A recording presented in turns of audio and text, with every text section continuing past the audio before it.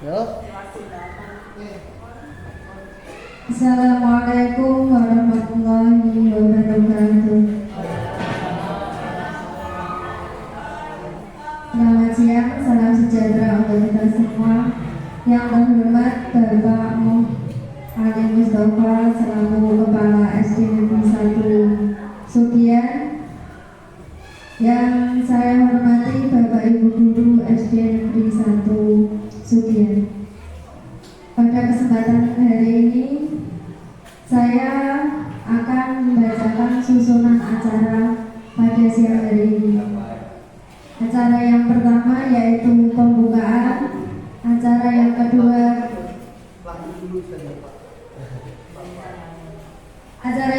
menyanyikan lagu Indonesia Raya, acara yang ketiga sambutan dari Bapak Kepala Sekolah, acara yang keempat diseminasi, dan acara yang kelima penutup. Mari kita buka acara pada hari ini dengan membaca basmalah bersama.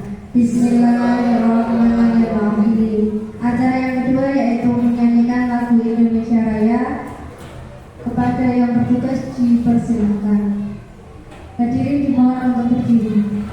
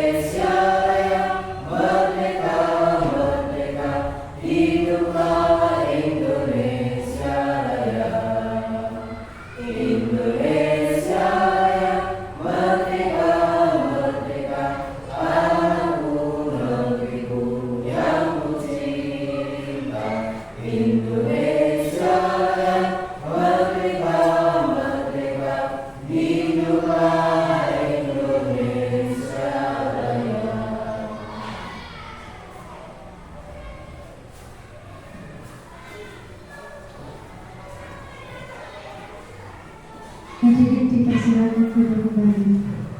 Acara yang ketiga yaitu sambutan dari Bapak Kepala Sekolah SD Negeri 1 Sugian kepada Bapak Ali Mustafa, dipersilakan.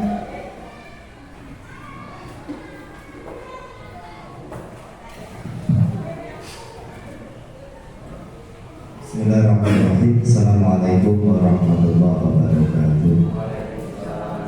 Alhamdulillahirabbil alamin, wassalatu wassalamu ala asyrofil anbiya'i wal mursalin sayyidina wa maulana Muhammadin wa ala alihi wa ashabihi ajma'in. Amma ba'du. Yang saya hormati Bapak Ibu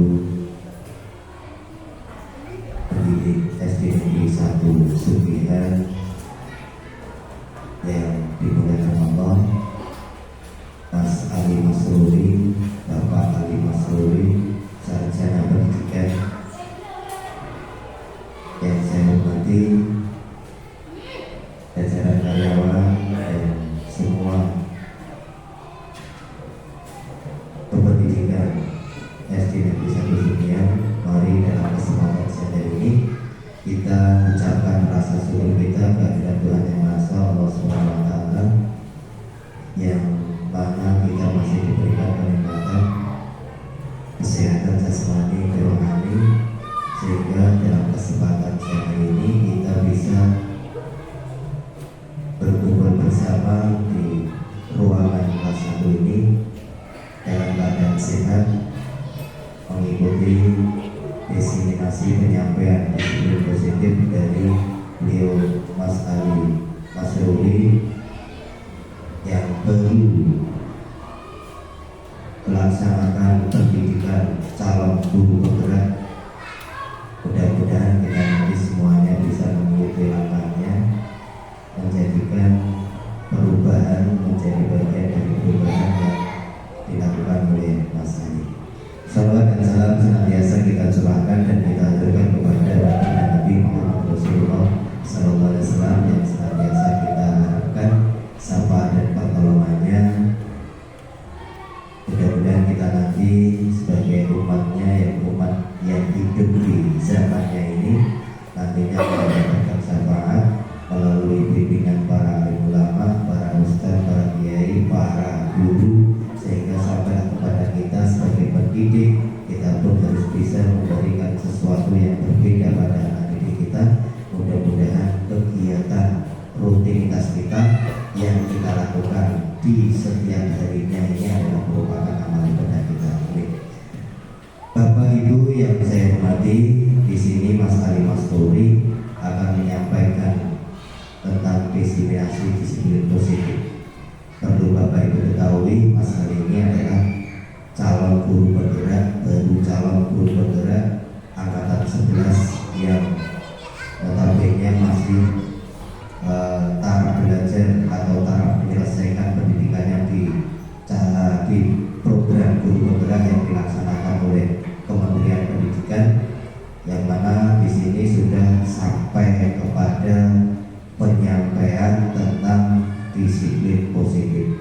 Disiplin itu berarti harus bergerak dari dalam dirinya sendiri dulu, dari dalam diri kita, dari dalam diri Mas Ali Masruri. Disiplin itu harus bergerak dari situ dulu.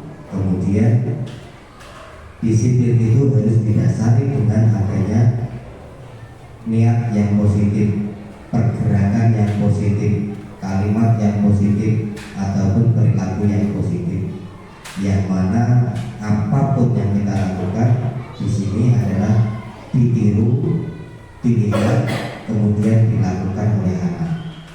Apapun itu, sekecil apapun itu adalah sesuatu yang muncul dalam diri kita karena kita sebagai pendidik. Pendidik itu adalah satu-satunya pandangan yang dituju oleh siswa sebagai contoh atau sebagai teladan.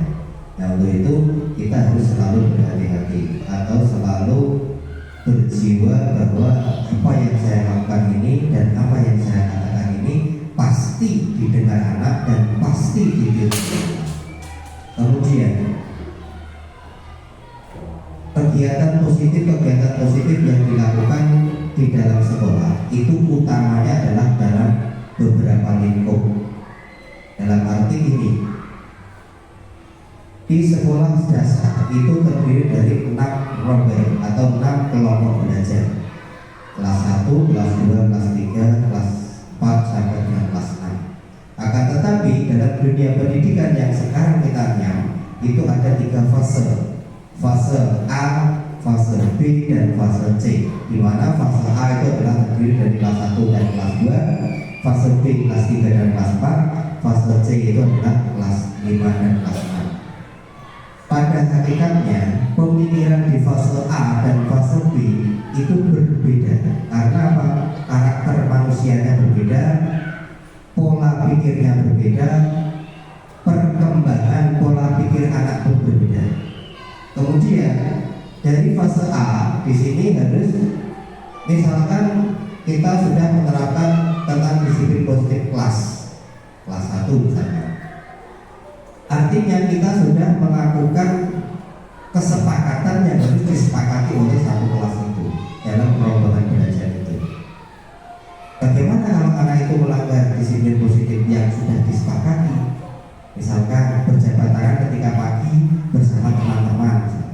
itu adalah pembiasaan disiplin yang baik. Artinya sama halnya dengan disiplin positif. Berjabat tangan dalam arti ketika anak itu tidak melakukan kesepakatan yang ada, berarti kita harus mengingatkannya biar anak itu tumbuh sendiri. Bagaimana saya akan menyelesaikan masalah ini? Ini adalah masalah ketika mereka melanggar kesepakatan kelas. Dan cara menyelesaikannya kita juga harus masuk pada dunia anak, tidak boleh menghukum, tapi kita hanya mengingatkan, membawa pemikiran anak itu untuk menyelesaikan masalahnya sendiri. Nah, untuk itu disiplin-disiplin yang baik itu bisa diterapkan di semua jenjang atau semua kelas, baik itu dari pembiasaan berjabat tangan, berbahasa baik, atau tutur kata yang baik, sopan santun yang baik, terus kemudian menghargai teman, saling menolong, terus tidak makan di dalam kelas, kemudian tidak mencoret-coret tembok, itu termasuk kesepakatan.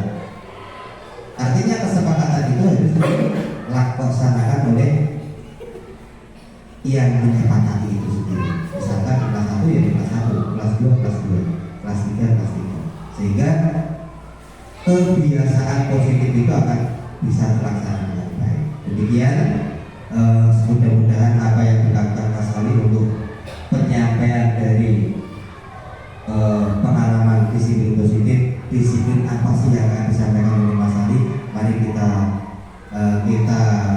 renungkan, kemudian kita pertimbangkan, kemudian nanti kita laksanakan seperti apa yang telah dilakukan oleh Mas Ali Masruri yang selama ini sudah hampir separuh lebih mengenyam pendidikan calon guru bergerak. Semoga nanti hasilnya akan berdampak juga pada kegiatan pembelajaran yang ada di SD Negeri 1 Sugihan. Terima kasih atas bantuan Bapak Ibu semuanya bisa terlaksana kegiatan pembelajaran dan kegiatan yang dilakukan oleh Mas ini. Mudah-mudahan kita semuanya nanti akan menjadi bagian dari perubahan, akhirnya menjadi pendidik yang memang pantas untuk ditiru, untuk didukung, dan untuk mengumpulkan amal baik kita kepada anak-anak didik kita di kemudian hari. Apapun yang kita lakukan, kalau itu hal yang baik, tentunya akan selalu dikenang. Terima kasih. Apabila banyak kesalahan, kekurangan, saya mohon maaf yang sebesar-besarnya. Waktu sepenuhnya saya kembalikan kepada pembawa acara. Wassalamualaikum warahmatullahi wabarakatuh.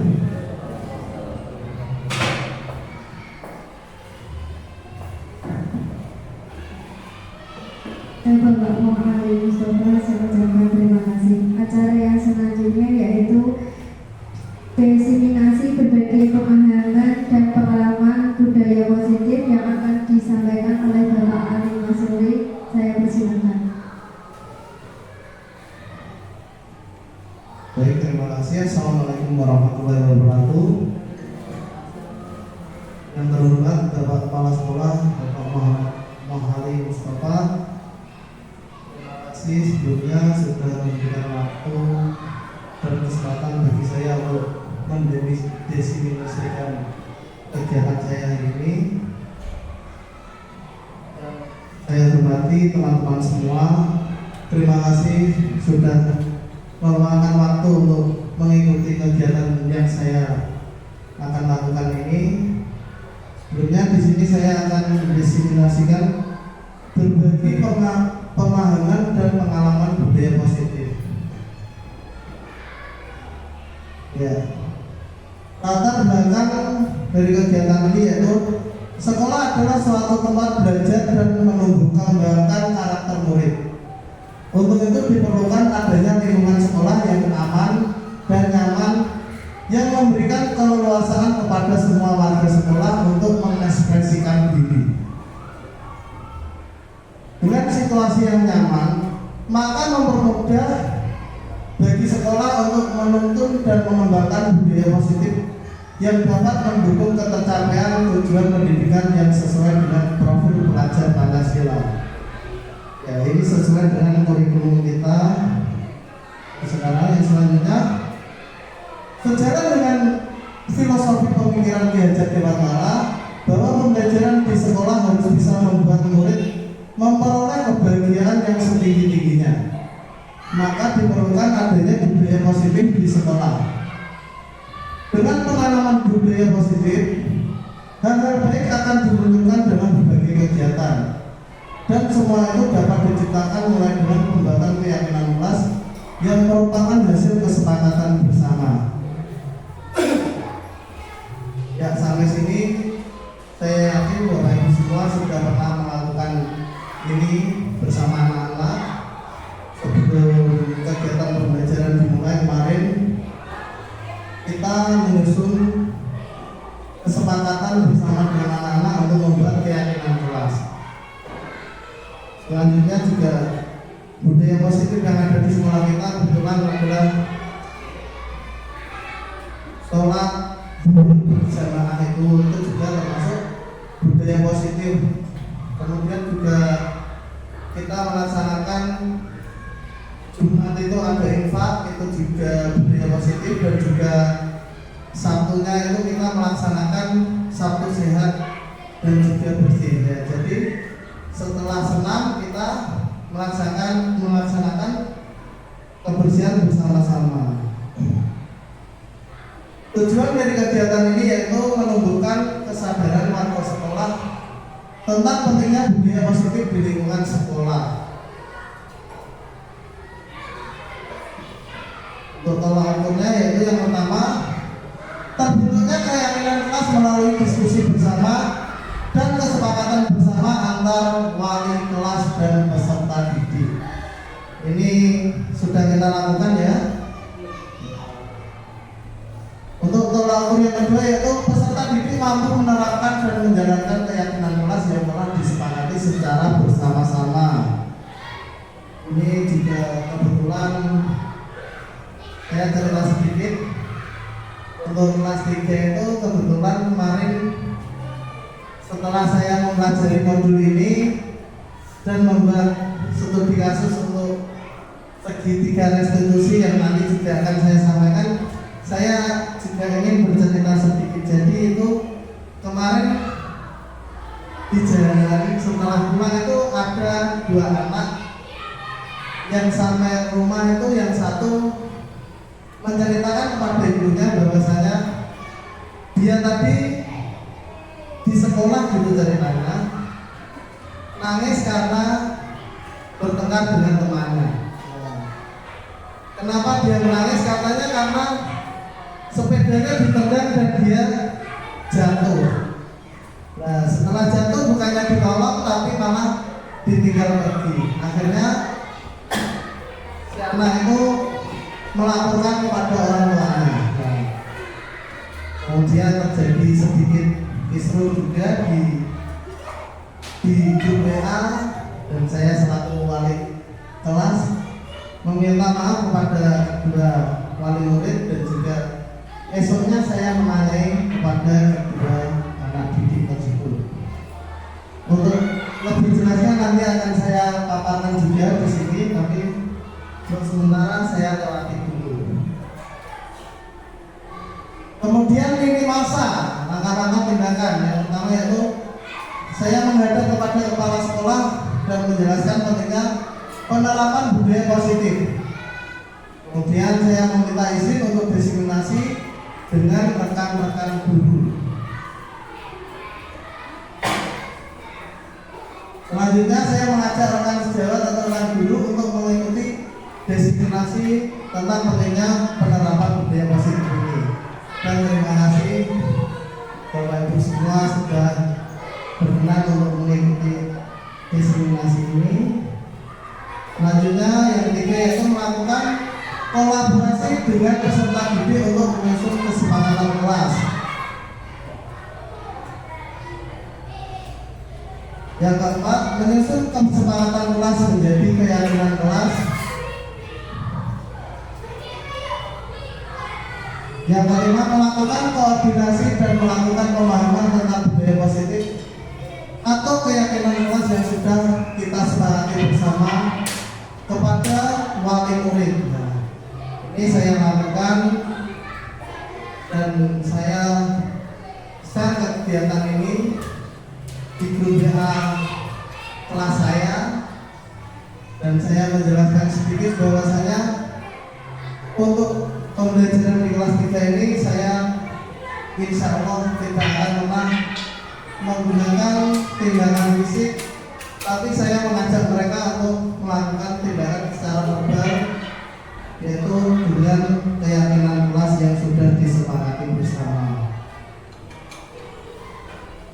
Selanjutnya, memantau, merefleksi dan mengevaluasi keyakinan kelas yang telah disepakati bersama. Ya, ini jadi ketika kita sudah membuat keyakinan kelas dan dirasa keyakinan kelas itu kurang sesuai, maka kita bisa mengubah atau menambahkan keyakinan kelas kita yang baru lagi. Untuk dukungan yang dibutuhkan yaitu yang pertama, dukungan moral dari kepala sekolah dan rekan sejawat. Kemudian dukungan material berupa penyediaan wifi, laptop, LCD dan juga proyektor. Selanjutnya yaitu dukungan dari peserta didik dan wali murid. Susunan acara kita sudah. Selanjutnya kita SBI dulu. Sebutkan warna di bawah ini dengan benar. Nah, warna ya. Ya, kita coba bareng-bareng. Warnanya apa? Kuning, hijau, merah, biru. Sekarang sebutkan kata di bawah ini dengan benar. Kata. Coba Birita.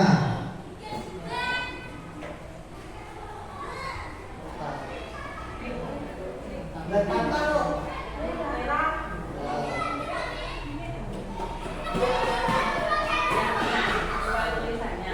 Kata loh.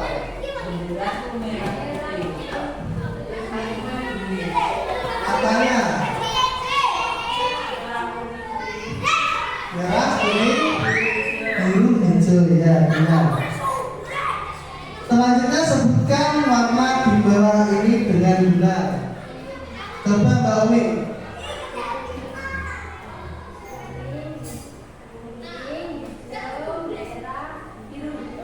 Ya benar. Kuning, hijau, merah, biru.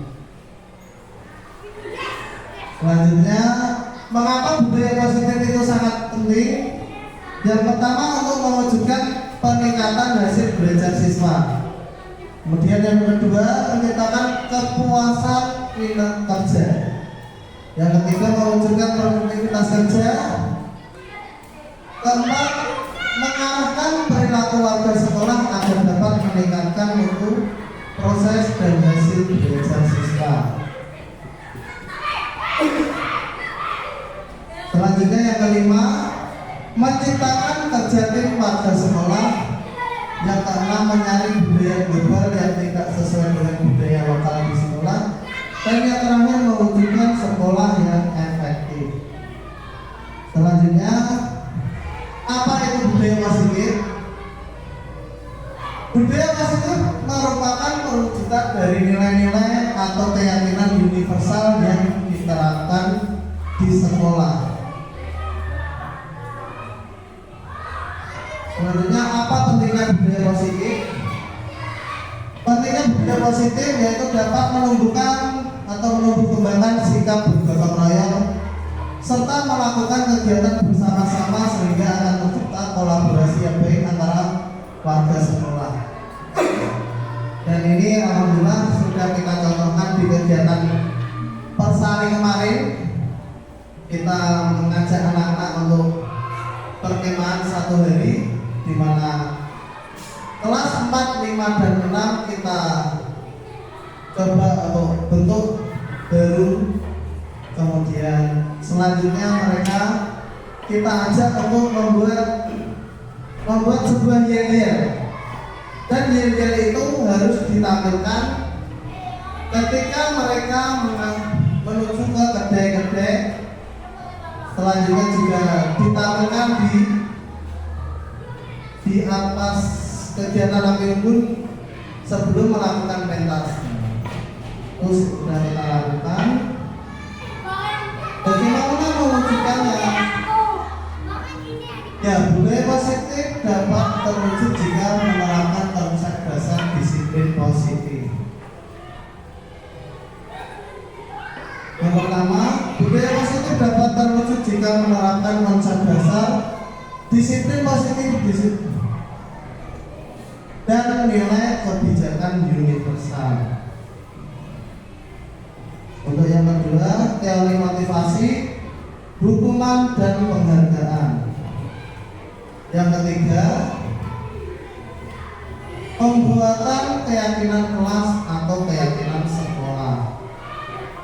Selanjutnya yang keempat, kebutuhan dasar manusia dan dunia berkualitas. Yang kelima, posisi kontrol guru. Dan yang keenam, penerapan segitiga restitusi.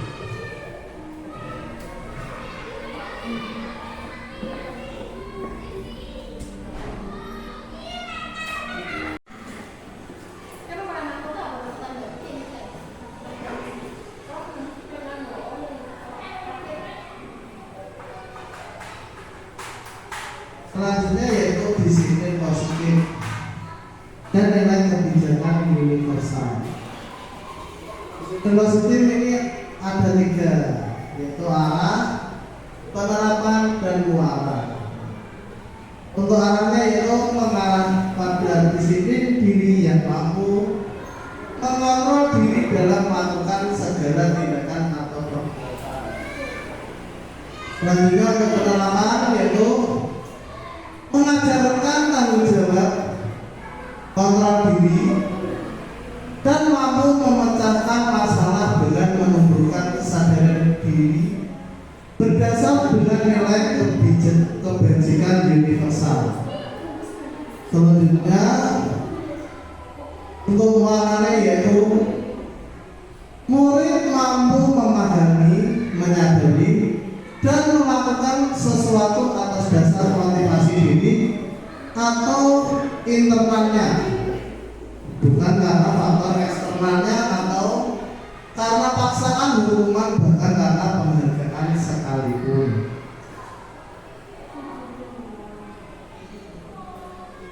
Untuk kebijakan universalnya atau nilai-nilai kebijakannya, kebijakan ada 40, yaitu peduli, keterus-terangan, kebersihan, komitmen, belas kasih, percaya diri, belas kasih lagi, bertujuan, tenggang rasa, gotong royong. Kemudian rajin, keberanian, kesantunan, kreatif, semangat, kedermawanan, kejujuran, dermawan, harga diri, rendah hati, integritas, kebahagiaan, keadilan, baik hati, kesetiaan, berprinsip, bersahaja, keteraturan, kedamaian, keteguhan hati, rasa hormat, tanggung jawab, pengabdian, bijaksana, bersyukur, toleransi, percaya diri, lurus hati, ketegasan, dan pengertian. Itulah 40 nilai kebajikan universal. Selanjutnya yaitu kita belajar tentang profil pelajar Pancasila. Ini ada 6. Yang pertama, beriman pertama pada Tuhan Yang Maha Esa dan berakhlak mulia. Untuk SD kita ini kita sudah bisa menyatakan yaitu ketika kita melaksanakan sholat duduk bersama tadi. Selanjutnya juga kita melaksanakan atau mengajak anak-anak untuk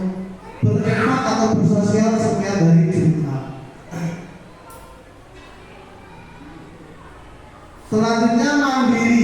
Nah, mandiri kita mengajari dan mengajak anak untuk bisa melakukan segala sesuatu tanpa tergantung dengan orang lain. Seperti halnya ketika mereka mengerjakan soal-soal yang bapaknya diberikan. Nah, ini ketika anak itu bisa melaksanakan atau mengerjakan soal dengan sendiri tanpa bergantung ke temannya, maka mereka memiliki nilai kemandirian atau mandiri. Selanjutnya bernalar kritis, berkebinekaan global. Nah, ini kebetulan untuk sekolah kita ini anak-anak kita berasal dari satu daerah yang sama. Jadi untuk kebinekaan global saya rasa ini lebih mudah untuk penerapannya. Yang kelima bergotong royong. Ya, contohnya tadi anak-anak kita ajak untuk melakukan kegiatan yang bersifat atau sifatnya bersama-sama. Ya, contohnya ketika ikut persari kemarin, nah, seperti yang sudah saya jelaskan di awal tadi, di persari tadi kan anak-anak diajak untuk bisa bareng-bareng melaksanakan tugas dan juga membuat yel-yel, kemudian juga bisa melaksanakan tugas yang diberikan oleh ayah bunda secara bersama-sama. Selanjutnya kreatif. Nah, ini kebetulan untuk SD kita, contoh dari kreativitasnya ini kebetulan kita diajak untuk mengikuti karnaval di desa kita. Nah, ini anak-anak diajak untuk membuat kostum untuk kegiatan karnaval. Kemarin sama pagi tadi kebetulan ada anak, nah, 2 anak itu ya, kelas 6 Bayu itu tanya tentang kostum yang akan dibuat. Nah, kemarin tak kasih untuk gimana kalau kiranya kamu membuat kostum itu dari atom. Nah, terus dia bertanya, kostumnya seperti apa Pak? Nah, kemudian saya kasih tunjuk, kasih lihat ke dia bahwa kostumnya itu seperti ini. Nah, saya lihatkan di handphone, kemudian juga setelah melihat itu anak itu tertarik dan kemudian ya sudah Pak, nanti saya akan mencobanya. Nah, setelah itu dia dengan senang hati dan penuh dengan kesadaran mencoba, kemudian tadi dikasih tunjuk ke saya, hasilnya sudah bagus. Nah, tinggal mengasih warna. Untuk kasih warna dia juga ngomong, ini apa? Nanti kalau dikasih warna kayaknya lebih bagus Pak, lebih menarik. Itu adalah wujud dari kreativitas. Sekarang kita kembali lagi ke topik yang kedua, yaitu teori motivasi, hukuman dan penghargaan.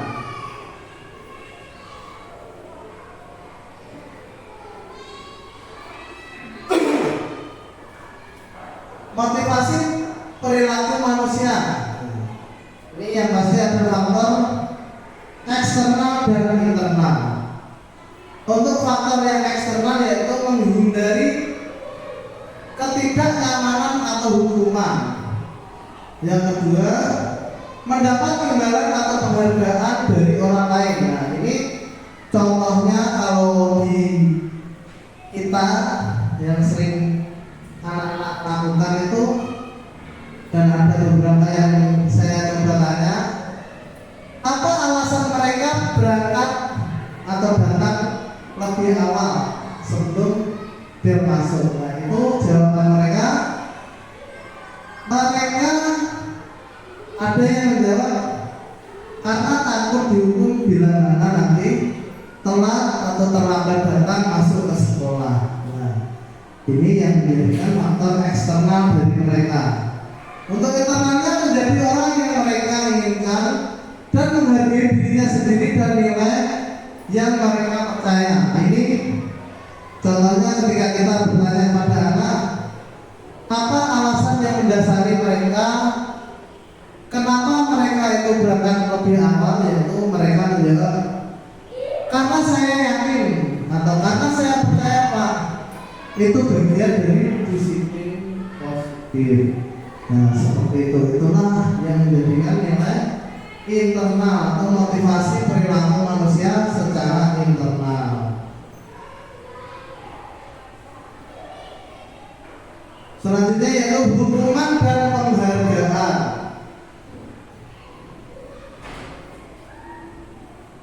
Ya, hukuman bersifat tidak terencana atau tiba-tiba. Murid tidak tahu apa-apa yang akan terjadi dan tidak dilibatkan. Kemudian bersifat suatu amal dari pihak guru yang memberikan dan murid hanya menerima suatu hukuman tanpa melalui suatu kesepakatan atau pengarahan dari pihak guru, baik sebelum atau sesudahnya.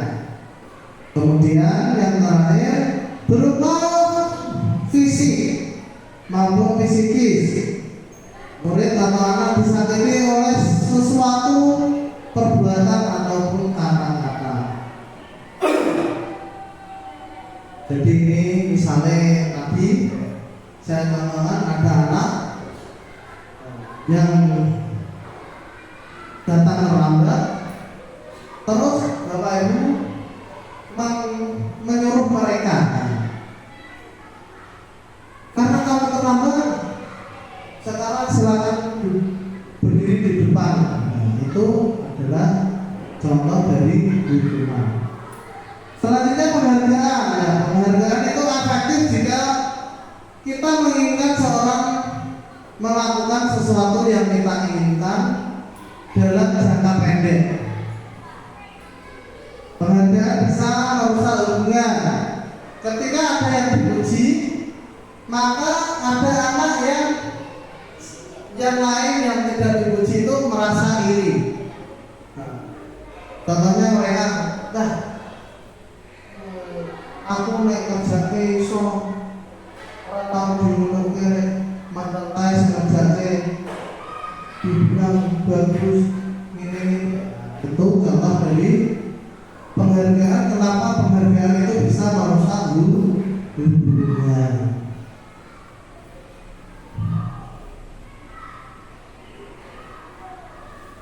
Selanjutnya kita kepada ini dihukum oleh penghargaan.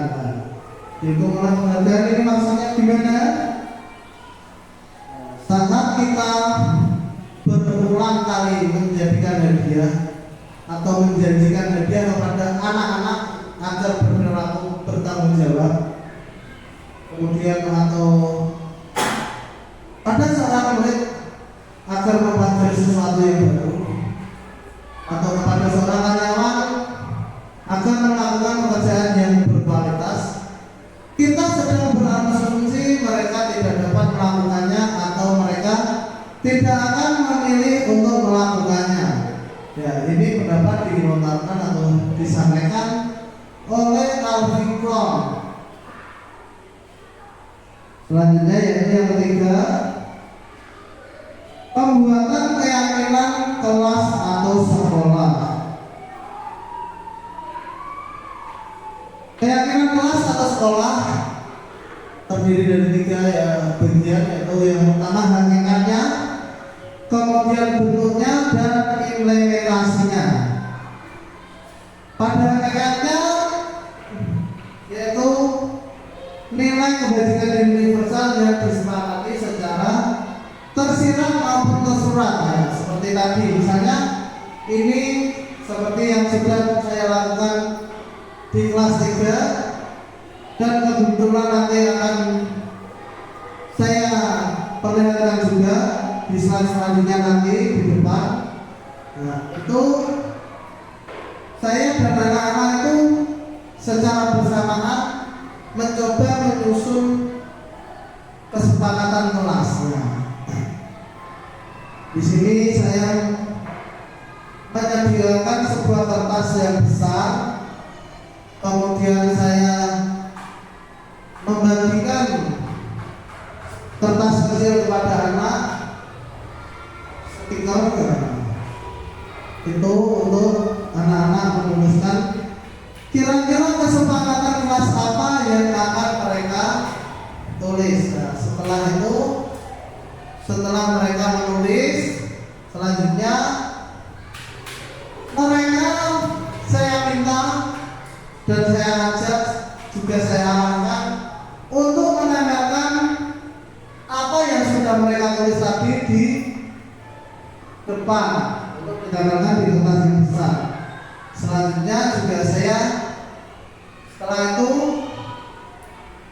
mengumpulkan dan mengelompokkan semua, baru kemudian saya menyusun sebuah keyakinan kelas. Jadi yang tadinya bahasa anak-anak saya tulis, juga kemudian yang menggunakan kata-kata negatif saya ubah menjadi positif, baru itu menjadi sebuah keyakinan kelas. Bentuknya berupa pernyataan universal yang mudah diingat, dipahami, sehingga mudah diterapkan di lingkungan sekolah. Ya. Karena saya mengajar di kelas 3, maka tingkat pemahaman anak-anak saya juga bukan merendahkan mereka, tapi saya menyadari saya memilih untuk menggunakan kata-kata yang lebih mudah, dan nanti akan saya kasih lihat kepada Bapak Ibu semua. Selanjutnya untuk implementasi, yaitu menuangkan pernyataan-pernyataan menjadi sebuah kesepakatan yang menjadi keyakinan yang memotivasi dari dalam diri, sehingga tergerak dan bersemangat dalam menjalankan keyakinan kelas sesuai dengan nilai-nilai kebersihan yang mereka sepakati.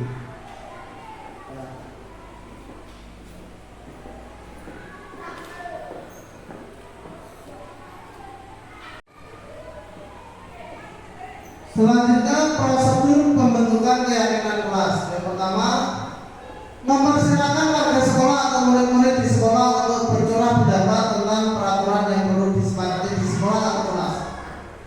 Yang kedua, catat semua masukan murid atau warga sekolah di papan tulis atau kertas besar seukuran poster, dan di mana semua anggota kelas atau warga sekolah bisa melihat curah pendapat tersebut. Yang ketiga, susunlah keyakinan kelas sesuai prosedur pembentukan keyakinan kelas. Selanjutnya, ganti kalimat dalam bentuk negatif menjadi positif, kemudian pajang di tempat yang strategis. Ya. Ini seperti halnya yang sudah saya lakukan tadi, saya ceritakan bahwa di kelas 3 itu saya mengajak anak-anak untuk membuat keyakinan kelas. Sebelumnya itu kesepakatan kelas dulu, baru setelahnya saya edit melalui Canva untuk menjadi sebuah keyakinan kelas. Nah, setelah itu saya tandakan di kelas, supaya anak-anak itu tetap selalu ingat. Setelah itu juga tugas kita selalu mengingatkan mereka untuk apa? Yaitu tadi, untuk selalu dapat melaksanakan keyakinan kelas yang sudah mereka sepakati bersama. Selanjutnya yang keempat yaitu kebutuhan dasar manusia dan dunia berkualitas. Kebutuhan dasar manusia dan dunia berkualitas. Yang pertama, bertahan hidup sifatnya biologis, contohnya seperti bagian reproduksi atau seperti halnya kita melanjutkan keturunan kita. dan fisiologis atau bertahan hidup seperti halnya rumah, makan, seperti itu. Kemudian yang kedua,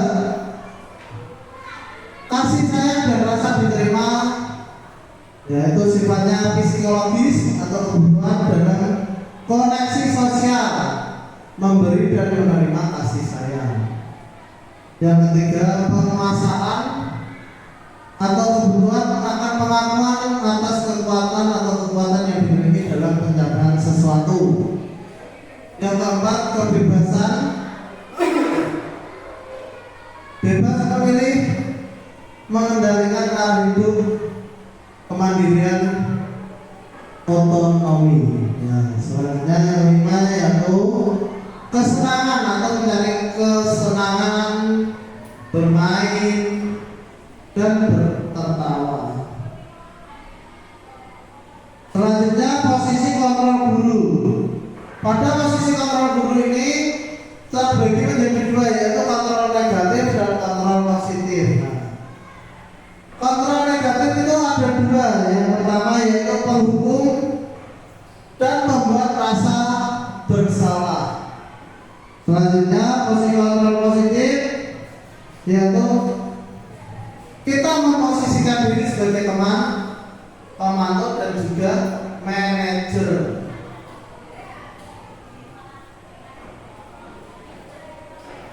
Untuk posisi penghukum, maka seorang penghukum bisa menggunakan hukuman fisik maupun verbal. Kemudian mengatakan sekolah memerlukan sistem atau hal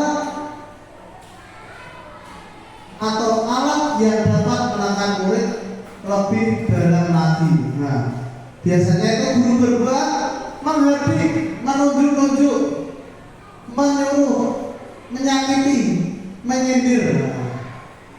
Kemudian guru berkata, kalau kamu tidak melakukannya, saya akan. Nah, ini dengan penekanan nada bicara juga. Kemudian hasilnya apa? Ya, murid menjadi pemberontak, pendendam, bahkan bisa menyalahkan orang lain. Dan dampaknya pada murid juga, mereka akan mengulangi kesalahannya berulang kali dan perilakunya menjadi agresif atau tidak bisa kita kendalikan lagi karena sudah terlalu sering mendengar hukuman-hukuman yang berlaku. Selanjutnya membuat rasa bersalah. Biasanya guru akan bersalah lebih lembut, menggunakan keheningan yang membuat orang lain merasa tidak nyaman, bersalah atau rendah diri. Biasanya guru berbuat berceramah, kemudian menunjukkan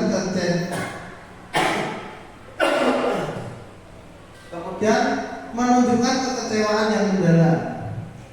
Yang kedua, guru berkata, kamu sudah mengecewakan bapak guru.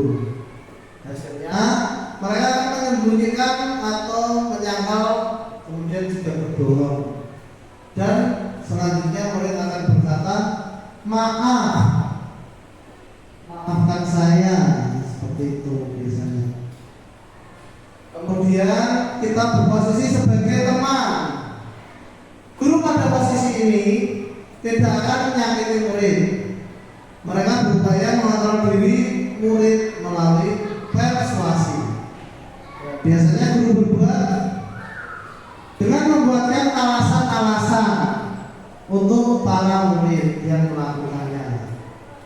Kemudian guru berkata,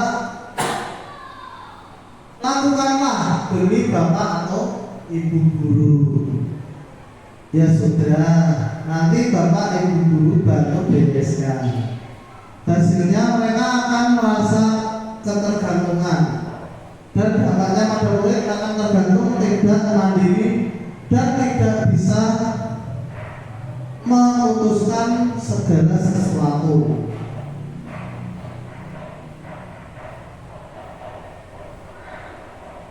Selanjutnya yaitu pemantau. Pemantau bertanggung jawab atas perilaku orang yang kita awasi. Posisi pemantau berdasarkan pada peraturan dan konsekuensi.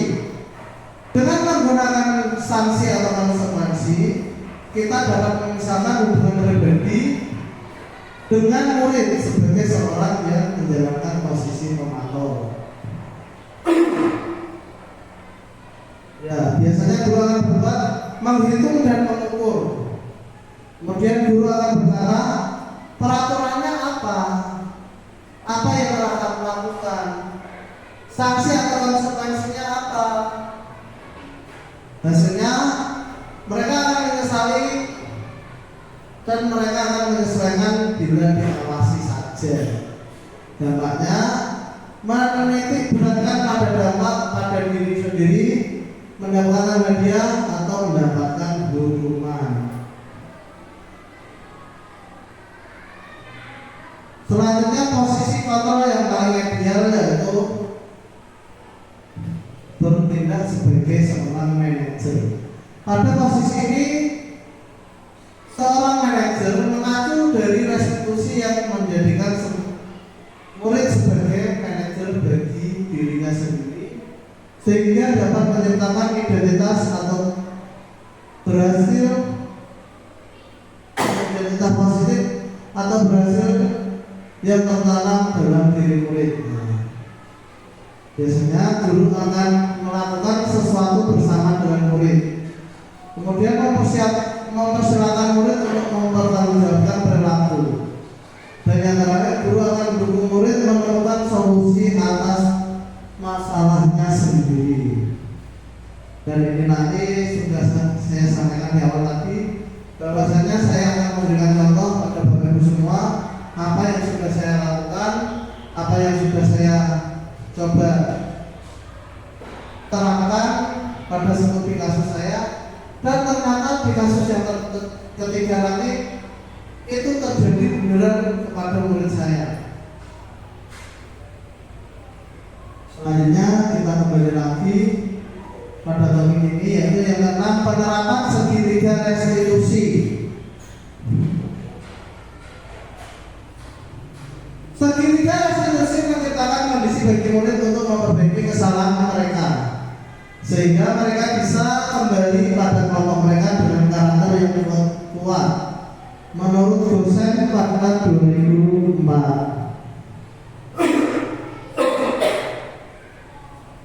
Pada segitiga restitusi itu sendiri ada 3 tahapan, yaitu yang pertama menstabilkan identitas, kemudian memvalidasi tindakan yang salah, dan menanyakan keyakinan kelas mereka. Selanjutnya, pengalaman terkait penerapan konsep budaya positif. Saya menangani siswa yang datang terlambat karena baru kesiangan. Saya menerapkan langkah segitiga restitusi dalam menyelesaikan masalah dengan melangkah menstabilkan identitas, memvalidasi tindakan yang salah, dan juga menanyakan keyakinan. Dan itu pun sama saya lakukan kepada studi kasus yang saya lakukan kedua, yaitu contohnya menangani siswa yang sedang asik makan sendiri saat jam pelajaran, dan kasus yang ketiga yaitu saya menangani siswa yang kemarin bertengkar dengan temannya di jalan ketika pulang dari sekolah. Saya pun melakukan 3 langkah. Yang pertama yaitu menstabilkan identitas, memvalidasi tindakan, dan yang ketiga saya menanyakan keyakinan kelas mereka. Serta saya melihat posisi kontrol sebagai seorang manajer dan memenuhi kebutuhan dasar apa yang diperlukan oleh mereka.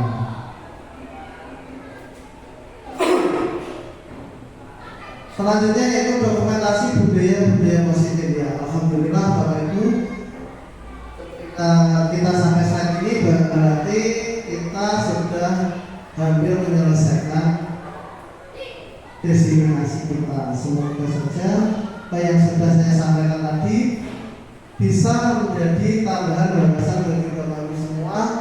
Dan di sini juga saya sekali lagi ingin menyampaikan bahwasanya saya tidak mengajak Bapak Ibu guru semua atau saya menggurui Bapak Ibu guru semua, tapi saya hanya melakukan diseminasi tentang apa yang saya pelajari pada kegiatan CGP saya.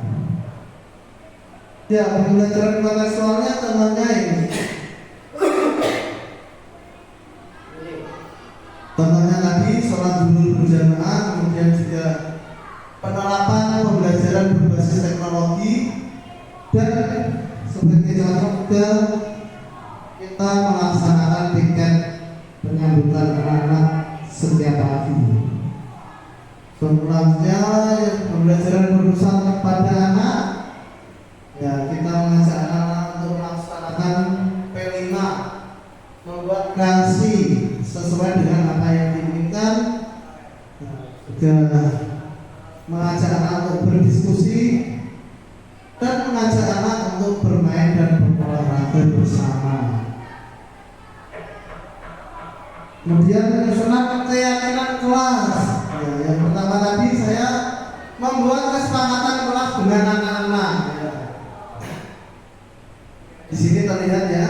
Nah, ini yang pertama saya mengajak anak-anak untuk membuat kesepakatan kelas.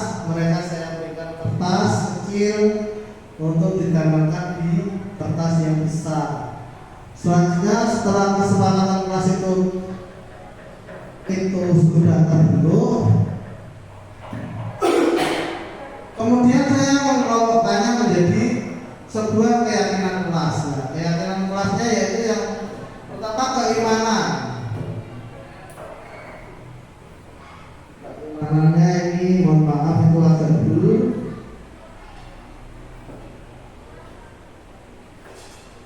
Ya, keimanan doa sebelum dan sesudah pelajaran.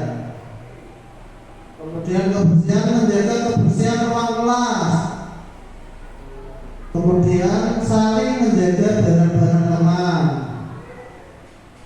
Keluarganya saling berinteraksi, saling menghargai, menyayangi dan menghormati.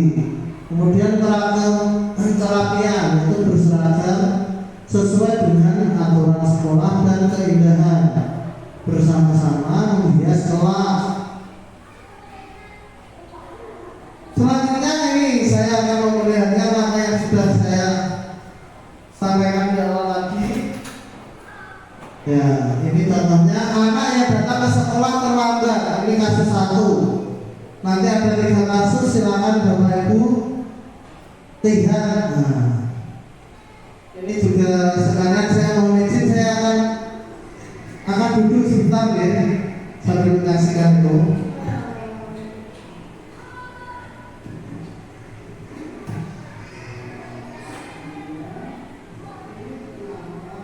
Ya, ini saya mencoba menanyakan kenapa anak tersebut terlambat.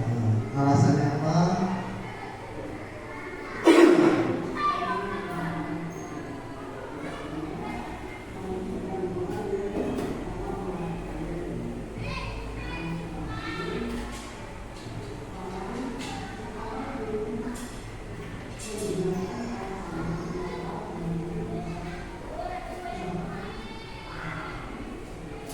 Kurang keras sih, Bapak Ibu, mohon maaf.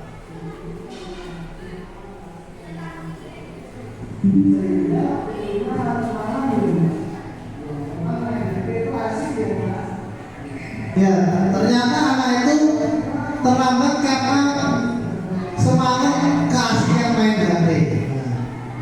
Nah, itu saya katakan dia untuk kiranya besok itu jangan terlalu tidur terlalu malam dan kasihkan main HP agar bisa datang ke sekolah tepat waktu. Di sini juga anak itu sudah berjanji bahwasanya nanti dia tidak akan mengulanginya lagi sesuai dengan keyakinan apa yang sudah diyakini olehnya.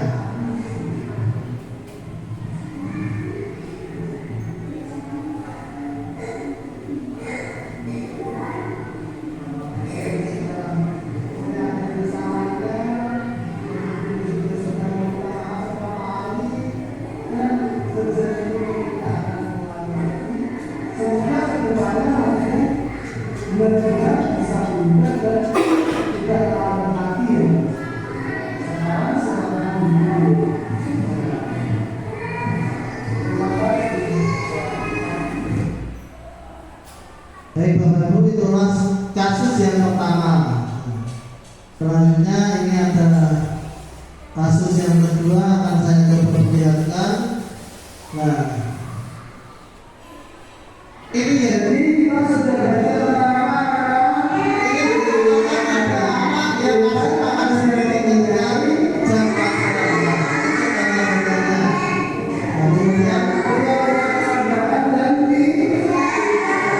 Kemudian saya memanggil anak itu ke depan.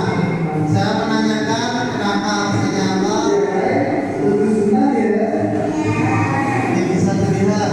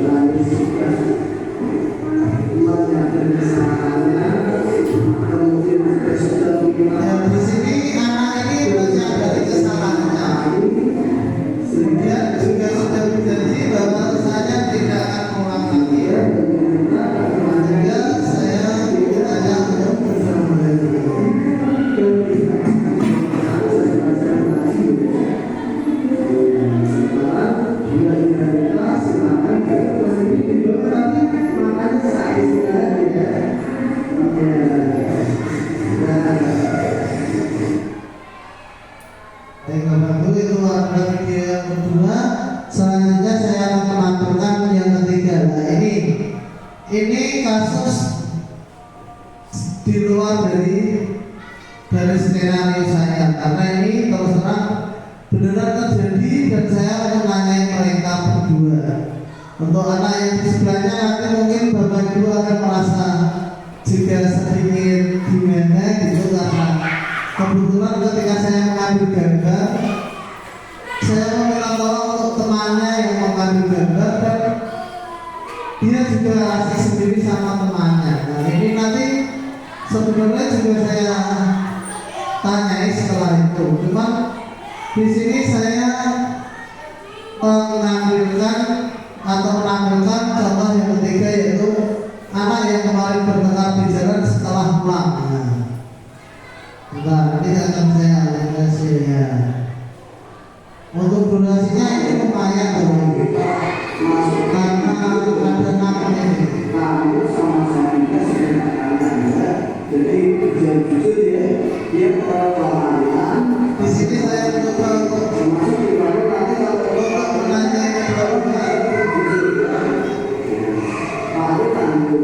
kemarin kelas 2 kan di sekolah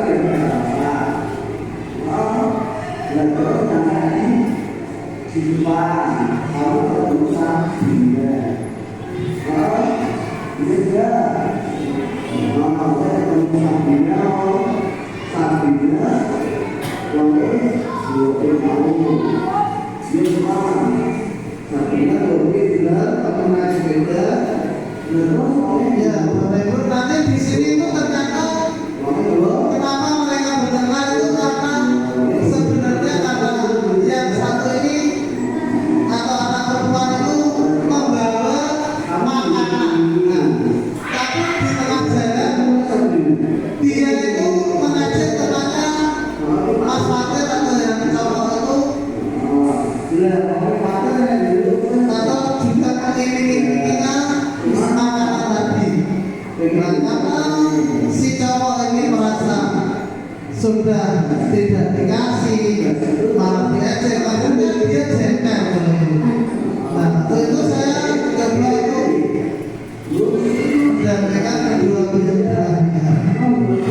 Akhirnya mereka nanti sadar akan kesalahan dari mereka semua, dan mereka akhirnya nanti akan menyadari keyakinan kelas yang sudah disemangati dan menyadari bahwasanya apa yang dilakukan itu salah. Kemudian selanjutnya mereka berjari seperti itu. Kita lihat lagi ya.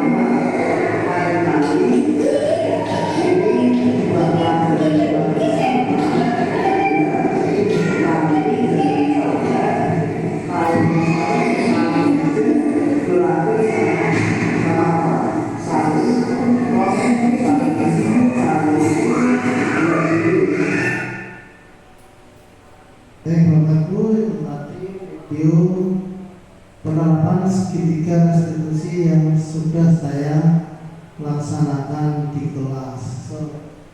Kesimpulannya untuk designasi kali ini yaitu untuk membudayakan disiplin positif diperlukan suatu dasar atau pijakan sebagai kekuatan, yaitu nilai kebajikan universal. Dalam pengelolaan nilai perlu dikaitkan dengan adanya nilai motivasi, hukuman maupun penghargaan. Mengambil sisi positif yang dijadikan sebagai keyakinan kelas dengan mengetahui posisi kontrol sehingga bisa memenuhi kebutuhan dasar manusia dan bisa menyelesaikan permasalahan yang muncul melalui skema segitiga restitusi. Selanjutnya, budaya positif menurut filosofi Ki Hajar Dewantara yaitu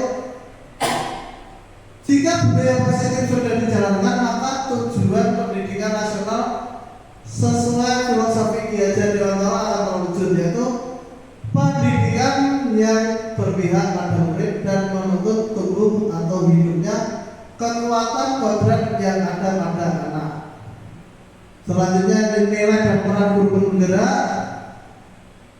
Nilai guru penggerak menjadi dasar atau kekuatan tumbuhnya budaya positif. Budaya positif akan tumbuh dan berkembang jika bisa memainkan peran dan mengimplementasikan dalam kehidupan. Selanjutnya, visi guru penggerak yaitu berangkat dari visi yang dijabarkan dalam prakarsa perubahan melalui pendekatan IA dengan menerapkan langkah kerja sehingga akan menghasilkan budaya positif yang tidak hanya tertulis tetapi tercermin melalui sikap, tindakan dan perilaku dalam kehidupannya. Untuk kerja dan visi guru penggerak juga sudah saya sampaikan kepada Bapak Ibu semua kemarin, khususnya pada saat pendampingan individu saya yang kedua. Untuk selanjutnya yaitu sekian, terima kasih. Salam guru penggerak. Bergerak menggerakkan. Bergerak sendiri memotivasi intrinsik atau motivasi intrinsik. Bergerak itu wujud dari disiplin positif dan menggerakkan itu yang digerakkan yaitu budaya positif. Sekian dari saya. Terima kasih atas waktunya yang sudah Bapak Ibu berikan. Billahi taufiq wal hidayah. Wassalamualaikum warahmatullahi wabarakatuh. Waktu saya kembalikan kepada Mbak Umi. Ya, terima kasih. Tapi sebelumnya kita Mbak Umi jangan ditutup dulu ini.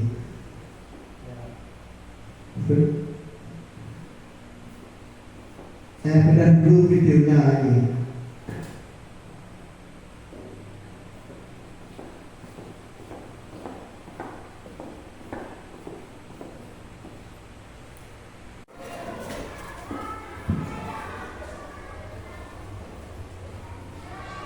Demikian acara diseminasi berbagi pemahaman dan pengalaman budaya positif oleh Bapak Ali Masuri. Kita memasuki acara yang terakhir yaitu acara penutup. Mari kita tutup acara pada hari ini dengan membaca hamdalah bersama. Alhamdulillahirabbil alamin. Saya selaku pembawa acara apabila ada kesalahan mohon maaf. Akhir salam, wassalamualaikum warahmatullahi wabarakatuh. Waalaikumsalam warahmatullahi wabarakatuh.